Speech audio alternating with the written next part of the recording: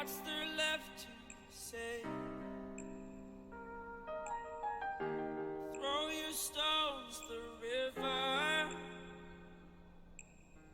Like me it drifts away. I would watch you stare. I would watch you stare. Oh, but there's no one there. We can figure this out. Put your feet down. We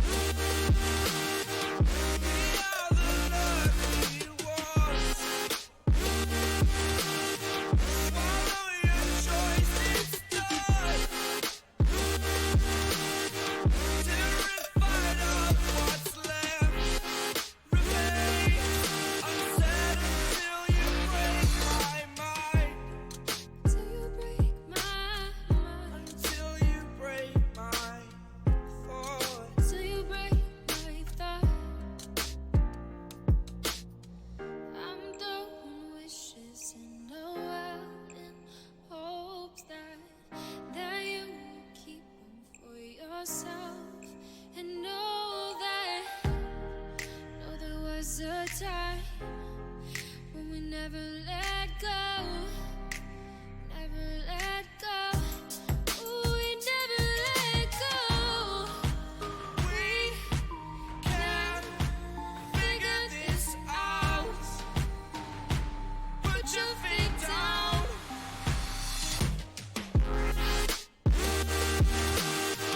We are the lucky ones.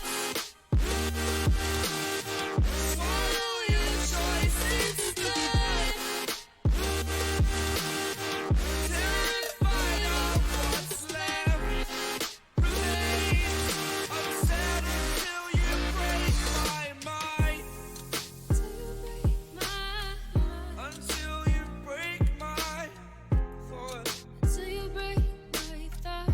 These sticks and stones will break. They will break, they will break, they will break. Oh, oh, oh, oh, yeah, yeah. No, no.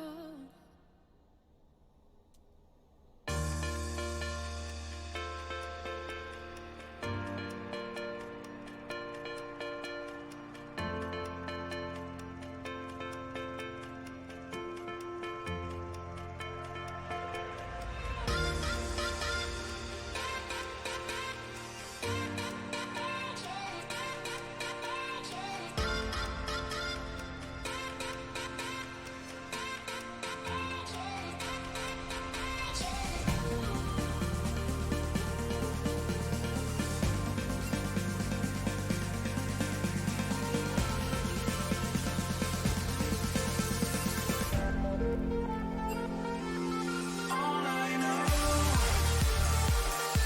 is where I go.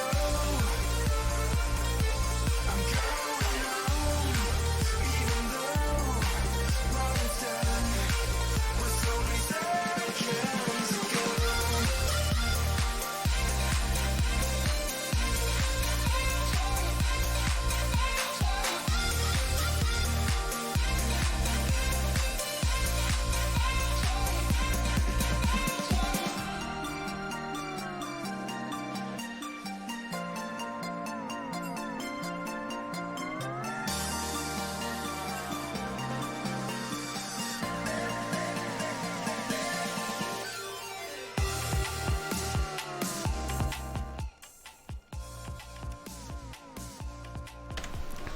And here they are, the bands going fast and furious. Cambridge taking out the Vayne from the namesake, Vayne 80 carry, who showed a Vayne and an Ezreal last game. So seeing those games from 2 days ago, not saying, you know what, we don't want to see him on Vayne. Did a really good job.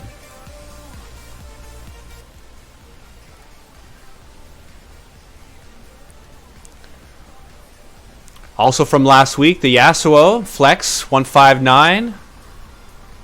Many highlight reel performances on that champion. Got up to like 6-1 in lane. He did really, really well. And then Kane, also someone from last week. So Cambridge Octopus we're looking at the games from last week. We're thinking, okay, these are what people look the best on. We're not going to deal with them. And frankly, pretty smart. You take a look at the most recent performance, how they played, take them out. And then Fiora, Swain, Nami, taken away from Cambridge. They must have looked in to past games and their favorite champs, highest win rates, taken them out. Zach, a pretty safe first pick. Very, very safe jungler. Has some really good early ganks, especially if you upgrade the elastic slingshot early. But can fall behind to more farm-oriented junglers. If his ganks are not successful early, I've been there. I play Zach. It does not feel good because you're way behind and you're not causing anything to happen.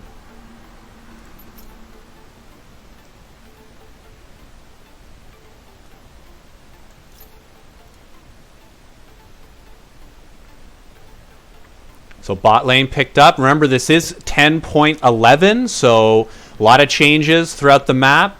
Kai'Sa receiving some of the biggest nerfs. The biggest buffs. Not only was she part of the 80 carry base health increase and then the more health per level, but she was given more damage on her Q and extra range on her R. So at level 2, at level 11, and then the third level, at level 16, you're able to do 250 and 500 range extra on your R. So you're able to shoot it that much farther. So Kai'Sa getting all kinds of love, shooting her up in the rankings. We're going to see a lot more of her.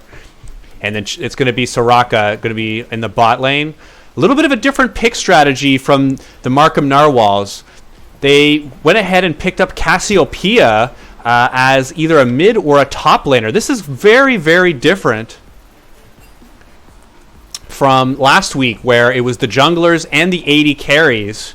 And what I'm just hearing is that this fourth ban that you're seeing is a Malphite ban. That's what the team is saying. That fourth ban that was missed is a Malphite ban. So getting back to it, yeah, so prioritizing the Cassiopeia instead of your support here, different from the last two games. So we're going to see how does this player play on Cassiopeia, and is Cambridge going to be able to counter her in any sort of meaningful way? You generally like to see range against Cassiopeia. You pick a more higher range person, as she does very, very well into melees. So that's what I'd be looking for Cambridge to pick, seeing this Cassiopeia, and then Ezreal being a very, very safe 80 carry. We saw him in the game last week. Was picked up in the first game. Vayne 80 carry looked really well on that pick, and well, you ban the Vayne, you're going to see the Ezreal. So remember, that fourth ban is the Malphite.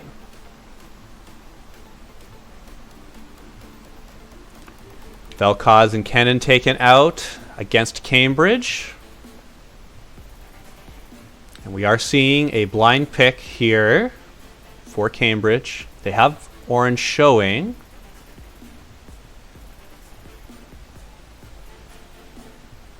They go ahead and lock him up. A lot of AP right now on the Cambridge team. If you're looking at that, Kai'Sa does mixed damage. Soraka, Echo, Ornn, primarily AP. So if you're the Markham Narwhals, who can take this to the next, like someone that can build magic resist, let's say like a Maokai, a Mundo, someone that does well with a lot of magic resist. Could do really well in this situation, or not. As you can see, it's just a support left. They're going to go ahead and pick Gnar into the Ornn. A fairly favorable matchup for the Gnar, but not completely. He does have the range, but you know, unless you can pick up some kills on the Ornn and knock him out of lane and get him behind. then you're not going to have a great time. That Talia pick is a Morgana in reality. So once again, pro draft hijinks that we're seeing. This is why this program could be a little bit frustrating, but all right. So that Talia is a Morgana. It is an Ezreal Morgana bot lane. Very, very safe along with the Soraka Kai'Sa. Probably not going to see a whole lot of action. We're going to see if the junglers are going to be coming down to the bottom. And it looks like the boys are ready to start.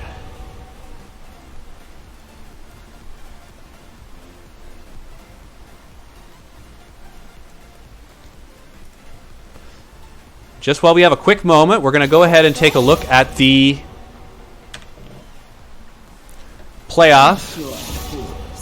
This is the game we're playing right now. Cambridge Octopus, who ended up getting 2-0'd by the Dolphins, the #1 ranked team. And they're going against the Markham Narwhals, who we just saw win 2 close games. They were close up until about the 20-25 minute mark. And they were able to really take a firm control of the mid game. And they're going to be facing the Cambridge team now. We have a real special event tonight. We're actually having possibly 2 series if everything's okay with between the teams, and then whoever wins tonight is going to be going immediately against Gold Jungle, who, as you can see right over here, went down 2-1 to the Belleville Mole Rats, who are playing in the upper bracket here. So Gold Jungle is waiting for the winner, possibly watching. So if Gold Jungle, if you're watching, hey guys, what's going on? You're going to see who you're going to be facing tonight. Let's see how you're going to do. Markham looked real good 2 days ago. If they have the same type of performance, Cambridge is going to have a real hard time beating them. But here, let's swing back over.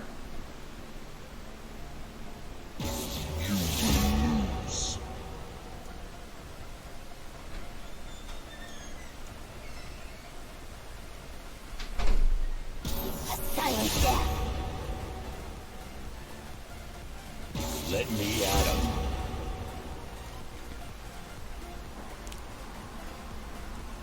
And there you are. Teams showing off. That last pick was the Lee Sin jungle for Cambridge. So he has a knock-up for the Ornn.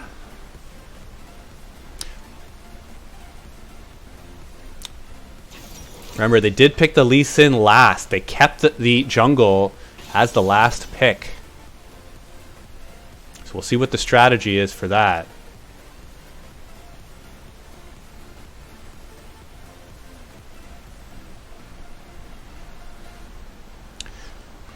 So if you're a jungler, if you're the Zac and the Lee Sin and you're looking at lanes to gank, really the highlight lane has got to be this mid lane. The Echo and Cassiopeia, both are short range mid laners. It could be effective in on either side, but other than that, it's hard. In the top, yeah, you absolutely could gank Lennar and Ornn. It's just not that easy unless one of them is pushed. And then even if Nar is pushed, can still jump right on your head and immediately leave down the lane. And then if you're in the bot lane,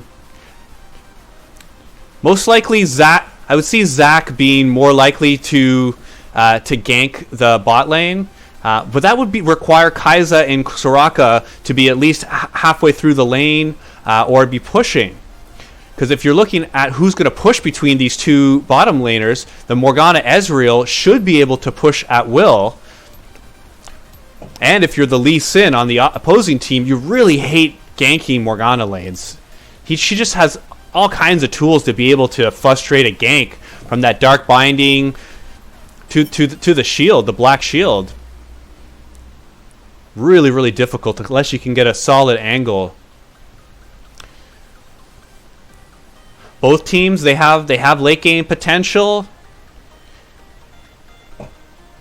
There's no real clear difference between the two teams on how they're going to scale. If you're going to give any sort of advantage, it'd be really hard to give one here. They're both fairly evenly matched. So this is very, very different from our first week from 2 days ago, where in both games, each team had a clear scaling advantage. For this one, it's just not there. They're just going to have to rely on their macro movements in their skirmishing, and then later on in their team fights, who can stack these objectives early. From 2 days ago, the ones getting the early objectives were not necessarily winning those games. You were seeing early dragons, first tower, first blood, early gold leads. They weren't necessarily turning out to be a win. So can teams hold on to a lead this game? We're going to be finding out very, very shortly. Since we have a minute or two, we've discussed these teams. This is the register screen for the OESL League. This is for Season 7. Early bird tickets. I believe they're $5 cheaper. And this league starts June 23rd. So about 3 weeks from now. And the registration's been open for a little while. Same price. And this was the Plat Plus. Of course, the Gold is signing up as well. But June 23rd is that final start date. So if you want to make sure to get on a team, or if you want to make sure to get on a team with your duo, remember, if you're under Diamond 1, you have a good chance of being able to get on with your duo partner. I think it's Diamond and below. If you sign up, you can get in with your duo partner. If you're above Diamond, sorry, you're too high. You're too good. You'd throw off the teams. So this is what's going on. You still got about 3 weeks to sign up, and I implore you, if you like playing regional games with local opponents, you want to have a little bit of competitiveness, but still in a friendly atmosphere, absolutely, come on. And I didn't really get to talk about this too much, but this starts on Friday. This is the Pacific Standard Time. So 5 p.m., this is the Mid-Season Streamathon to raise funds for COVID relief. Global marathon. And they're going to be taking donations as well as putting money themselves. So it's a 48-hour non-stop schedule program. So from all over the world. And I'll just hop back on that screen. There you are. So let's take a look what we have here. So Oceania. I never get to see any of the games there. That's kind of interesting. Playing them at a prime time slot. The China and Korea. These are the games I'm most interested in. So if you're looking for the highest level League of Legends, and at any time, this is it right here. You're seeing the two best regions facing off. They're top 4 teams. They're going against each other, and there's specifically the FPX and T1 game that I want to see. That is going to be playing, or has already played. They started at 3 a.m. this morning, and as you can see, they're going to be starting to stream. This is 10 p.m. Pacific, so remember, 3-hour time change. And you're seeing some of the other regions, Europe, Russia, Brazil, Japan, Turkey. Yep, and then finally, over in North America, the pro exhibition matches, as well as over here in Europe. These are kind of the late game matches on the Sunday night, the Sunday morning, early in the morning, and then here in prime time is the North American. So it's something I'm going to be watching. And if you like League of Legends and you're waiting for pro games, you want to see some activity, there you are. All right, we're here in the Rift, and here we go. The second round, May 28th, Ontario Esports League playoffs. Early pings coming out. Looked to be a spread formation. We didn't see any invades 2 days ago. Let's see if we have any rambunctious play. Seems fairly safe on all ends. Everyone wants to go standard. No late invades.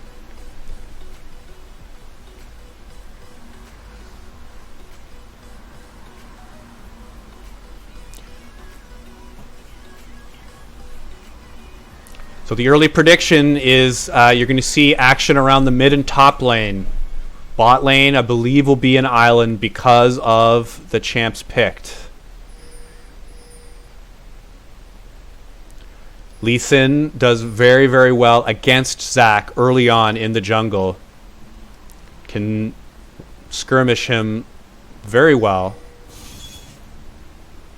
And we saw coin flip factor, the Zac jungle, skirmish early against Marco, the Tryndamere jungle. And although Zac lost the initial 1v1, he had his passive. It was right at the beginning of the game, and his team went and cleaned it up. So we've seen coin flip on his Zac willing to fight early, knowing that his team is going to be coming to his aid.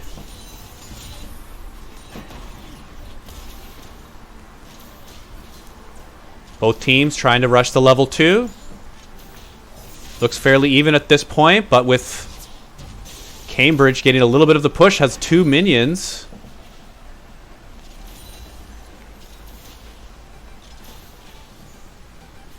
Morgana is attempting to fish for a Q. Goes ahead and puts the Tormented Soil. She wanted to do that to be able to get the level 2 first. Wasn't able to do so, but was able to send the Comet out. And there, an excellent Q from Vayne 80 Carry. Was hitting a very high percentage of his Qs last week, or 2 days ago. Was not picking up a lot of kills in lane, was staying safe, farming, getting good damage onto his opponents, and then exploding into the mid game. And there you see that astronomical range of the binding. Morgana showing why it's such a useful skill and why she's a perennial support player. We're seeing the early action. Lee Sin a little bit off with the Q, and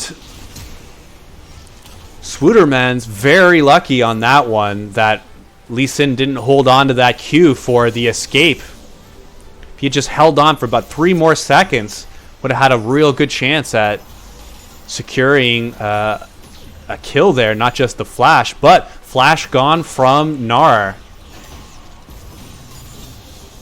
And there we're seeing how we expect this lane to be early on in the bot lane, with Ezreal and Morgana getting an early push.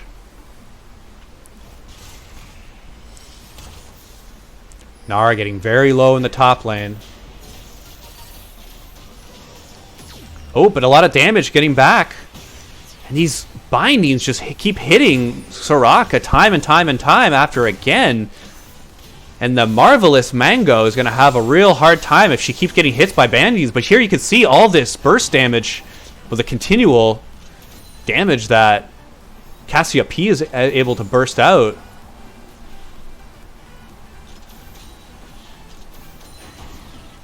Cassiopeia in a good place right now. Did get a small nerf in 10.10, but nothing that's going to take her out of the meta.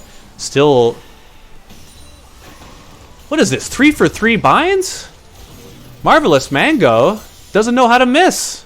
Love seeing that. And that helps his team push up. Ezreal with a slight CS lead here, 32-25. Normally with Ezreal, you want to push until you can get that first back of a tier. We'll see if Vayne 80 Carry decides to play it like that, or wants to stay for a bigger buy. 4 for 4. She hits it again. Resonating Strike hits this time, but very wise not to go in, as you saw Coin Flip Factor ready to jump as Zac. And here you're seeing all this damage that Flex can do. And she's got one more E, and she does it. First blood. Time and time and time again. Flex 159 gets damage trades that are to his advantage and knows when to strike. And does it when it's safe. 1-0. Grabbing that first blood already with the tier. And top lane Ornn, a little bit of trouble there because he doesn't have a lot of mana. Resonating Strike hits. Zac does have his passive, but doesn't have any friends here to help out. Flex has got half health and might not be able to take out both of them. decides to head back to the mid lane. You're seeing that kill go over to Lee Sin. Lee Sin with a kill and a CS lead. So a nice early start from Lee Sin. He can look to transition that against the Zac. He's a level up. And once he goes back, has not been back yet, will have a real nice item advantage. He sees the top lane pushed out. There's Orin getting the knock up. That was the secure there. Orin showing if you hit those skills, you do plenty of damage. And I cast 9 Gaming 11 in Season 4, so perennial player, OESL veteran. And I love seeing returning players. Definitely remember a lot of big plays with him on it. So we'll look forward to seeing more.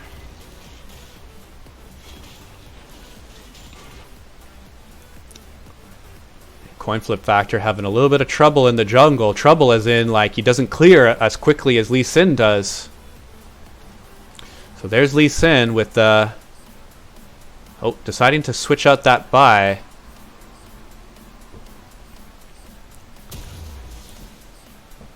Did not want to go for the slow. Wanted to go for the damage on that jungle item. Confirmed hard carry mode initiated. Oh, and the first miss. She's human, folks. Can't hit them all. But playing this Morgana really well. And you confuse your opponents when you stay in the jungle. It's much harder to dodge a skill shot when it's coming out of the brush than when you're out in the lane. It's just like a quarter-second reaction time where it's more difficult to pick up that skill shot. It does make a difference.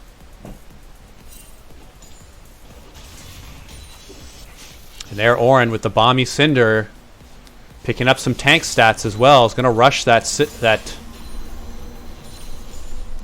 tank item.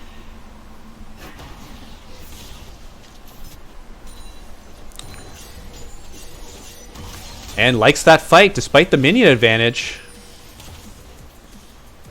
There you can see, even with all those minions stacked up for Nara, still not getting the advantage of that damage trade. Early Rift. Remember, Rift spawns at 8 minutes. But with top pushed, coin flip factor feels secure in taking this. They're going to be a trade here. That first Mountain Dragon for the first Rift. And we're having certain teams that have preferences for one or the other. I myself, I tend to be a Rift Herald jungler, but Binding landed. Flash is going to be knocked out for Morgana, and Resident Strike right under the tower. Oh, amazing play from Khmer Hero. Taking a name out of the history books, the Southeast Asian Empire of the Khmer. But 9X Gaming, 9 Gaming 11, sorry. Just missing that at all, but he still has Schwooderman's in trouble.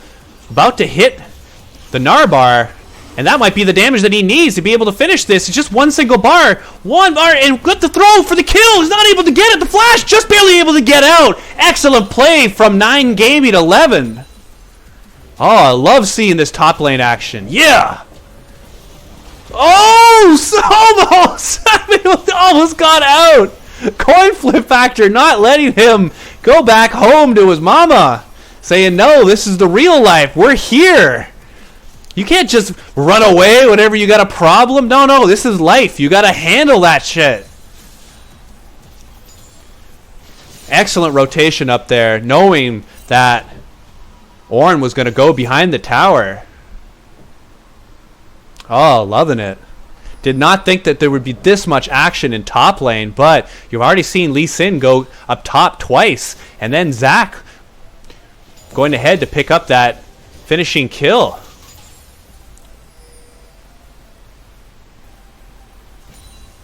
So just a 500 gold lead. Remember that Rift Herald has not been used.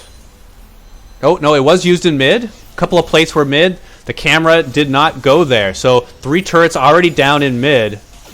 And there, Kai'Sa's going in with her new and improved ultimate.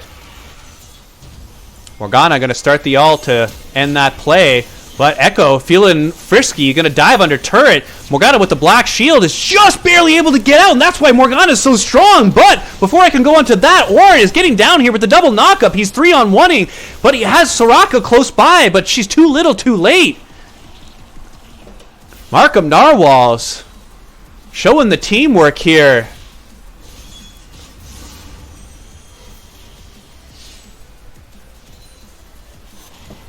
$1,900 gold, swinging out into the bot. You had Nar. Going to push the top lane. Just got that second plate, so already 2 plates to none up.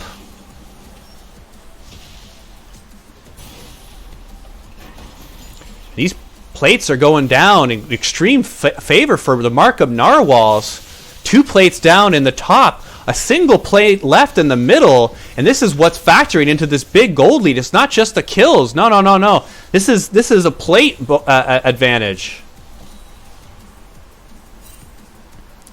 And Cassiopeia is in an excellent spot. 34 farm up. You're up 3 plates. And you're arguably the best scaling player on this team.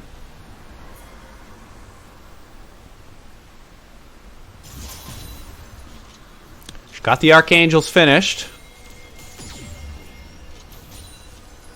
And then who else has got a couple of kills is Vayne 80 Carry. Already off to the races with a great lead. Much better than 2 days ago. And he was doing really well with less, and now he's got this big lead on bot. He's got a full sheen up on Kai'Sa. Kai'Sa might have been buffed, but it's not going to be enough to take care of that sheen advantage. Once again, we have the fight on top. Nar going in because he knows he's got Zac right behind. And if there's a play above at the top side, you could always call a play down below if you're the opposing team. If you're Cambridge, you know that 2 just showed top. You have this early dragon pressure. You got that scuttle. They're going to get some damage onto Cassiopeia. They'd love to get a kill. They'd love to slow her down. And being able to come right in with the resonating strike is Lee Sin. But the flash away from Cassiopeia is going to be enough to get her out. But whoa, Lee Sin is going in with the kick. So close to being got it done. But we have Soraka just keeping Lee Sin alive. For sure he's gone without the Soraka. We have the bot lane coming up into the mid to be able to help this team fight. The Zac passive starts but is not able to finish because we have the TP on. And just barely able to get out. The Lee Sin, he just will not go down. And what goes down flash for flash is the Gnar. And this is action all over. I can't believe everywhere it's going on. To top, to mid, to bot. The dive is successful for the Markham Narwhals. They keep edging Cambridge out. But Cambridge is not going down without a fight. Lee Sin was oh so close of getting out. It was that single auto from Gnar coming in with the flash, being able to pick up the kill on that Terminator like Lee Sin.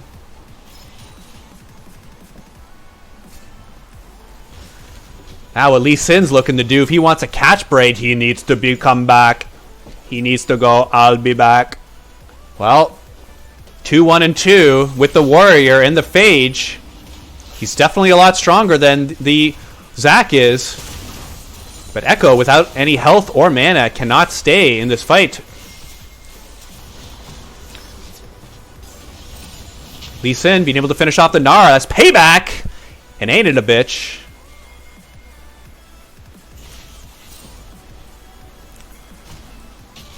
Soraka, roaming, has not been bot lane since the dive a couple of minutes ago. Knows that these team fights are happening and wants to be able to heal up her teammates, or otherwise what's the point of Soraka? I mean, I know she's got the R, but if that's all you're going to do, that's not enough. She's doing the right thing, and she's roaming where the team fights are, where her team needs her. And we're going to see the trade back of junglers, of dragons. The Cambridge Octopus have the Mountain Dragon, but trading it back, Markham Narwhals pick up a Infernal. Dragons at 1 apiece. The gold lead is significant at this point. 4,400 at the 16-minute mark. That's a sizable lead. Markham was not in this position in any of their games 2 days ago. Here they are. Could they be the Cinderella story? As stated last week, we've seen SKT1 do this time and time and time again in the Korean LCK League. They don't finish first, but then they run the gauntlet and they just beat team after team after team. Is Markham that team? To aid them on their journey, they're going to be getting the Rift Herald. At least in, it's going to be going in. Maybe a little bit of a mistake to be in there. Petrifying Gaze keeping Soraka in place. And that was not needed. Cambridge did not need to contest. They had the vision from Kaiza that the Rift Herald was done. They didn't need to challenge or to go for a team fight there at all. This 1v1, if it's a straight fisticuffs, you're going to like the Ornn here. Ezreal has got some moves, but is it going to be enough? The Flash being able to avoid the CC, and it's just down to a single shot. The Flash coming out from Ornn is going to be able to finish it, but trading, they're going to like this trade. Is Markham. They've got the Rift Herald mid, and they're going to go for a second charge. Whoa! The huge Narbar going in. Going for the big plays. And if you got to say anything about Swootermans, is he goes for the big plays. You should have seen some of his attempts on Malphite last game. Now, Malphite was banned in this game, but you saw him play it before, and he went for the big plays. You know, flash ults and also, you know, around cliffs and objectives, and there you see him diving in, letting Cambridge know that he's there, and he's temporarily large. Switching over to the gold, we see top lane with about 400 gold lead. Jungle's about even. Massive gold lead here in the mid, about 1,900. But you're also seeing the lead on Ezreal. So big leads in the mid and the AD carry position. Also a slight lead as support with those 5 assists. Going to be a little bit more than that Soraka. Picked up a couple farm as well. But only one tier 1 turret remaining for the red team, Cambridge Octopus. Just got that top tower. If I was a betting man, I would not think it's going to stay up for very long. There you see both teams rotating to the top. They know there's a fight going to be here.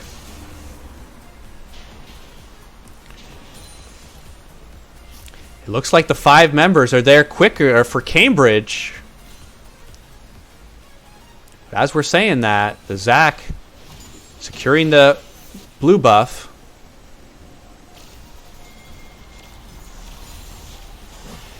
Cambridge does not know that there is only 4. Because all the vision they have is all defensive vision. As you can see, wards, littering, all their jungle. They know they're getting pushed in. They know they have a gold disadvantage. So this is excellent ward positioning here from the team that's on the back foot.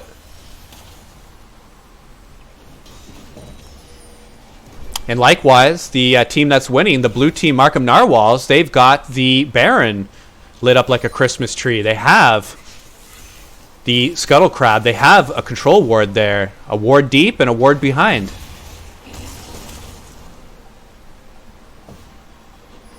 Next dragon's up in about 45 seconds. You do see both TPs available for these top laners.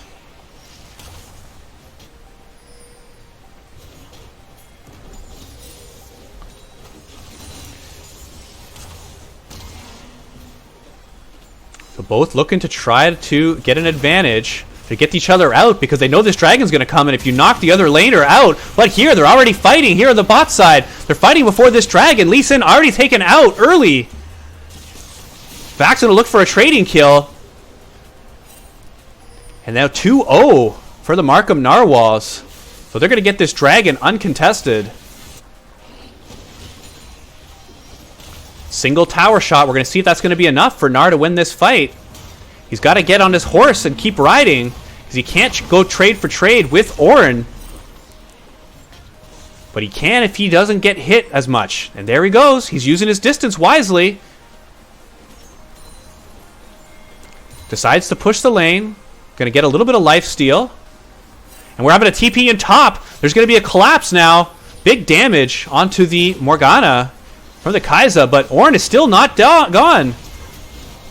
I spoke too soon. Zach's going to come in and clear it out. Petrifying Gay is going to knock that up. We're having already a 3-for-1, 2-for-1 for Markham Narwhals. So what looked like a kill for Nar ends up being a team fight win for his team.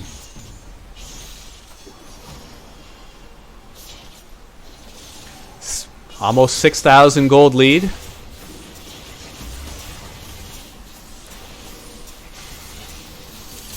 And without a steal, there's really no way to fight this.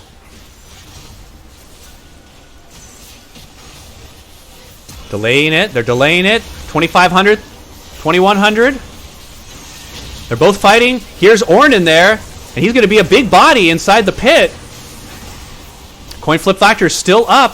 Let's see if he still has his smite. Is able to lock that up. 5-for-0. And I mentioned about closing out games. And they seem to be able to do it. Markham Narwhals are taking their lead. And they're pushing into the base. They have Baron. They're going to get this inhibitor. Most likely going to transition to top to work on that second inhibitor.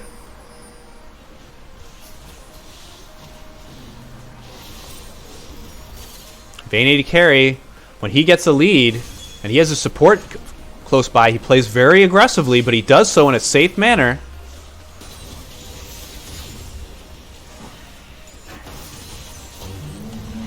Binding just misses, but here it is.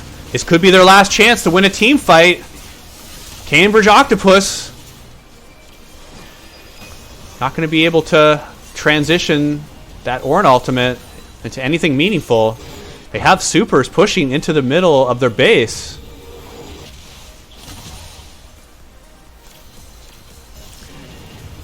$9,000 gold lead when the resets happen. We saw a ping out by the Scuttle Crab for the dragon. They have 2 dragons now. Does Markham versus the one of Cambridge.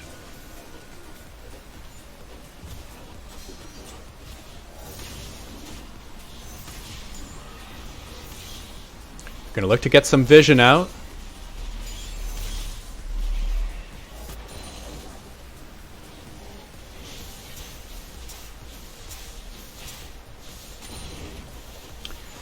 Cassiopeia securing the blue.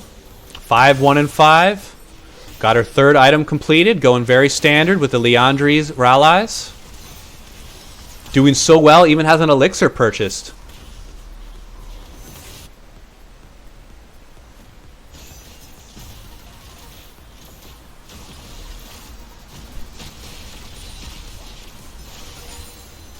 If you're Cambridge here, you're realizing that Markham's going to have to make a mistake. There he goes.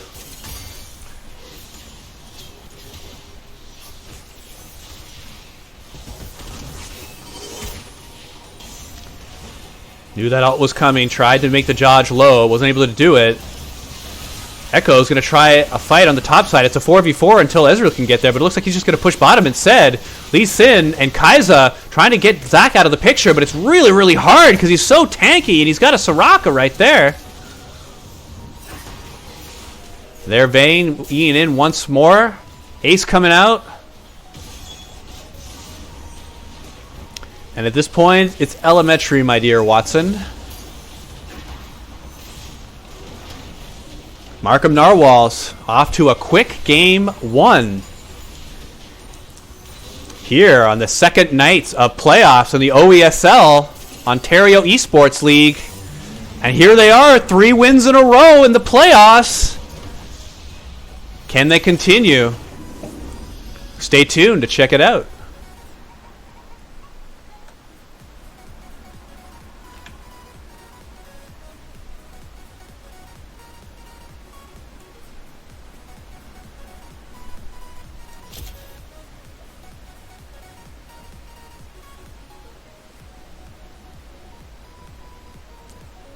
Clear damage advantages.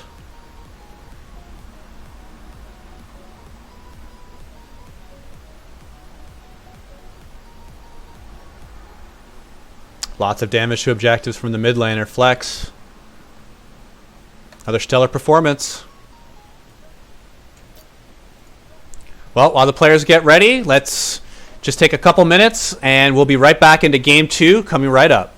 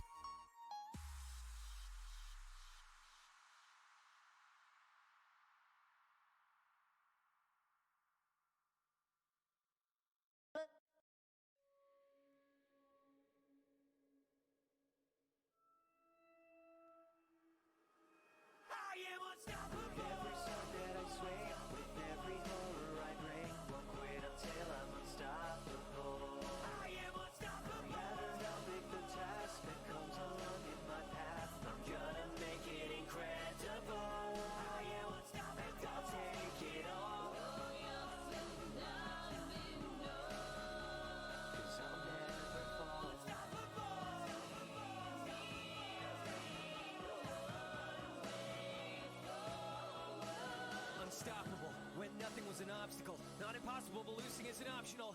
Take you down in the burst, gotta armor up. Coming at you at the full speed, show you what I got. Rewind, reverse is not easy. To backtrack the attack and bring it back in lands was the warm up. So if you wanna come up, make a try, give it a go. Cause count grab is waiting for a reason to blow. I'll just craft my skill while I find the will to keep my mind flowing. Always knowing that the time's going. Waiting for the chance to climb. This new incredible mind of mine is not to kind whenever the tides rise. Flying to the unknown, but I set the pace home. Even Cody couldn't keep it with my flow. I'm so slaying it, and I'm still playing it. Just a one shot makes it all, and you better watch me take it. I'm making my pose, and my power still grows. Everybody's gonna see it up close. I am unstoppable. Every shot that I swing, with every horror I bring, won't quit until I'm unstoppable. I am unstoppable. No matter how big the task that comes along in my path, I'm gonna make it incredible. I am unstoppable. And I'll take it all. Cause I'll never fall.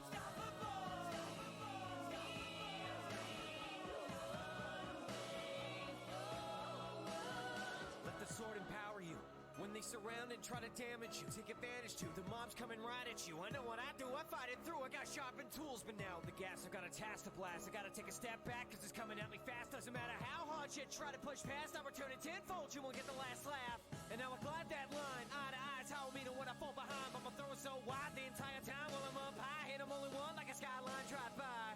Lay a strike without a warning, leaving all of the nether morning. Even while the spawning should be dawning that my name is the hero everyone's been calling. This game will leave you crawling. I am unstoppable. With every sword that I swing, with every horror I bring, won't quit until I'm unstoppable. I am unstoppable. No matter how big the task that comes along in my path, I'm gonna make it incredible. I am unstoppable. And I'll take it all. Cause I'll never fall. Unstoppable. I'm lying into the cold. The final step is slowly nearing one way forward. I'm gonna burn it down, there's no backing out. I'm getting closer now, forever grinding's gonna let me have the turnaround. I came up from the underground, but you didn't hear a sound. You gotta try and keep up if you want. I can show you how that's what my skill is all about. Weapon down, my weapon's gonna make me be the last man standing. I've got arrows for hours and magical powers. My inventory's never ending, always extending. And now I land with the hits, relentless, launch it all, brute force tactics. Whatever sticks, I crafted up from scratch, only talent, no tricks. Well, the XP, nothing's gonna get through this. All the mobs in the world wouldn't get 2 hits. No TNT, I know how to scan a Cupid. Yeah, I do it all the time when I'm making new picks. I'm a sign in the skies, here to demonstrate who is. But now I'm locking, reloading, the found challenge is coming. I gotta trade up all my diamonds, got my stock up overflowing. See what I have got, but at the rate that I'll be going, now I'm a plan up and running with till late before they know it. Setting up the execution, preparations, the solution. Got my sights lined up, direct hit, I will blow it. It's the start at the end when my spell takes motion. At your eyes to be blinded by my huge explosion. Gotta walk the line, I'm teleporting to the front steps. I'm a fate destiny's waiting, I'm performing the most glorious and fantastic battles. The kind of shine forever, never dawning. That'll be the one remembered as the radical adventure. Call it mine, got the sideline of the hero brine. At the same time as the Hydra, I'm a full power charge coming right at ya. I am unstoppable. With every sword that I swing, with every horror I bring, won't quit until I'm unstoppable. I am unstoppable. No matter how big the task that comes along in my path, I'm gonna make it incredible. I am unstoppable. And I'll take it all. Cause I'll never fall.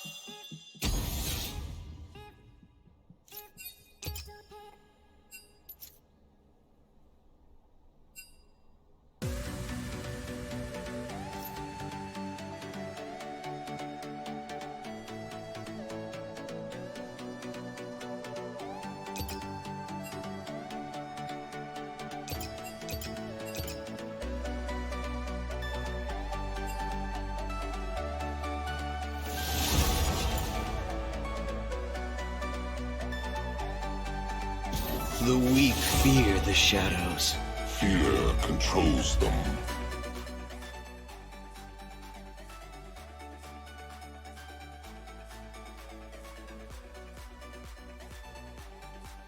Do not confuse cowardice for wisdom. Hey, you lost! But I get it.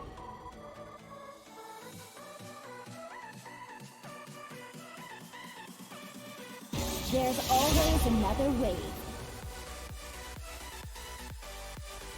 No cure for fools.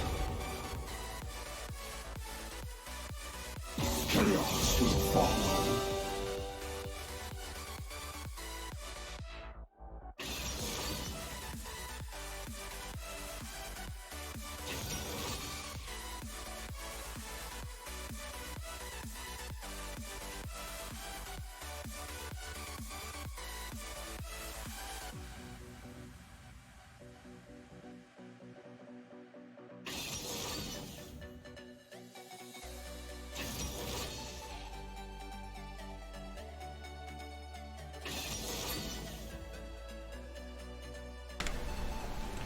So we're having Champion Select now. We can see these similar bands from Cambridge Octopus.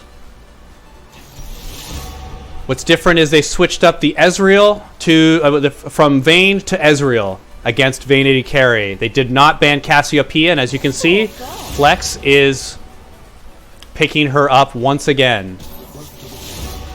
So 2 out of 3 picks, the same for the Markham Narwhals.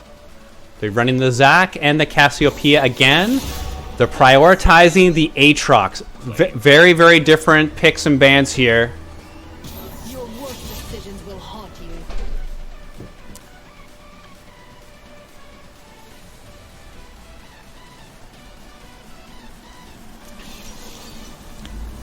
So no surprise, Vayne being picked up. Now we're seeing more and more Lulu with Enchanters being the highest win rates of patch 10.10. The highest were Bard, Lulu, and Sona. And of course Senna doing the fasting strategy. So Enchanters are the rage these days.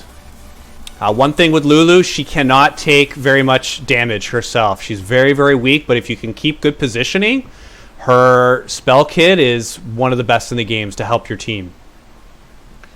So it's fairly safe. When you have the Xayah, it's very, very difficult to be able to get a gank down in bot lane.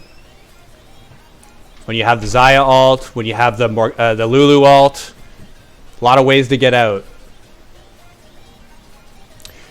You are seeing Syndra did just get a small nerf for her Scatter the Weak, her E. 2 more seconds cooldown. So her main damage, which she maxes first, 2 more seconds at all ranks.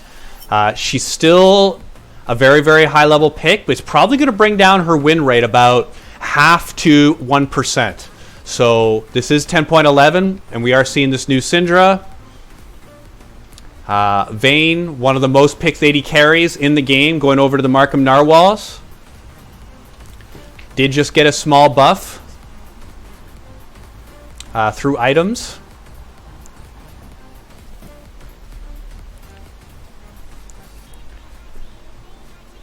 So in this game, there is a very, very clear component to this.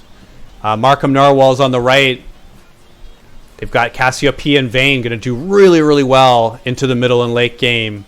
Whereas Cambridge Octopus, they have the more early to mid game focus.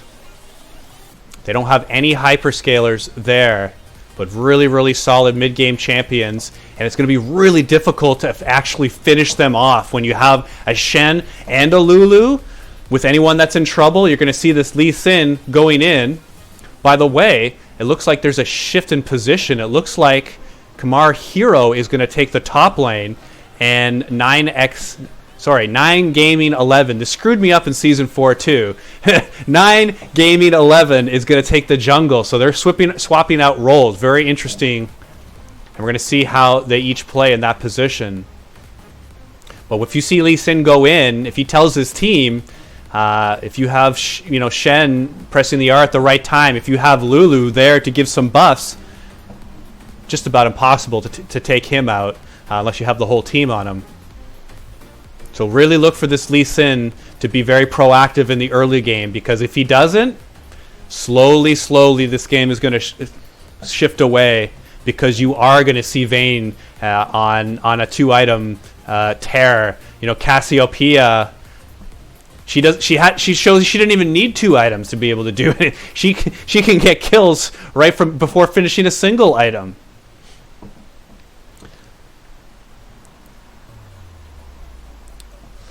All right. Well, I was talking about some of the changes for 10.11. Volibear, which is not allowed for this day's game, so you're not going to see any Volibear. He did just came out today. The patch was a little bit delayed. It only came out Wednesday early in the morning instead of the usual Tuesday early morning. So most likely that's the reason why Volibear is not allowed. I got to play with him in 3 games today because I wanted to see how he was. I saw 2 tank builds, and then I saw a AP build. So the 2 tank builds, they ended up getting behind early on. He was hard to clear early in the jungle. I took him on the training grounds. His first clear is he gets low, but then after that, he doesn't get low anymore in the jungle. The AP build surprisingly does very well. His AP ratios are a lot higher now, more than double what they were before, similar to many mid laners. So when you do see him, you could see either a hybrid build, a tank build, or an AP build, all potentially viable, but not available for this game.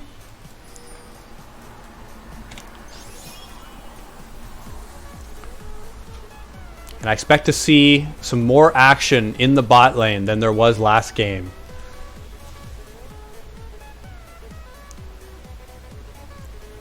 Last game you saw Vayne AD carry be able to push the wave in, get a couple of early kills. And then here we go. 5 going top, already pinged out.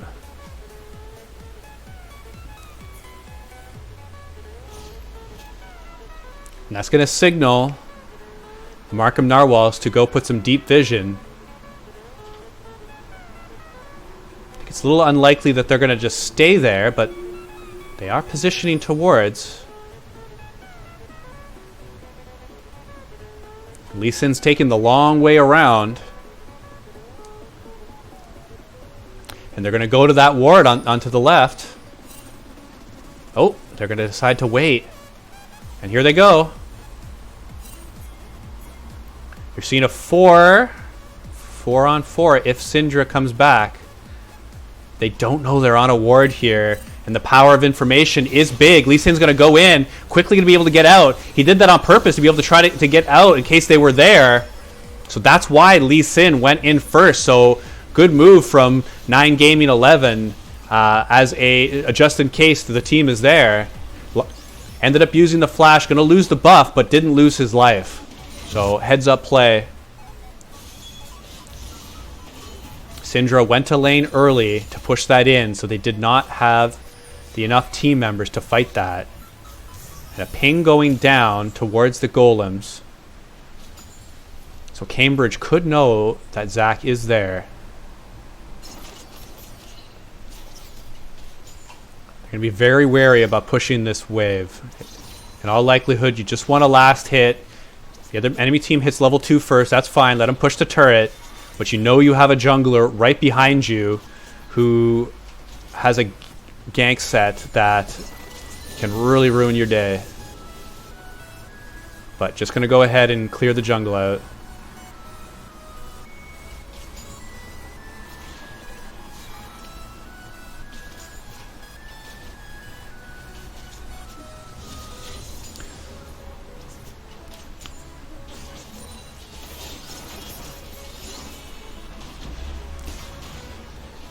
Zach being able to get a little damage onto Syndra, but just really wants to get out of the jungle and head back to his. You are seeing Lee Sin going for the red buff, and he is seeing Zac come up. Pings come out, and then Aatrox is rotating at the top, and there they go.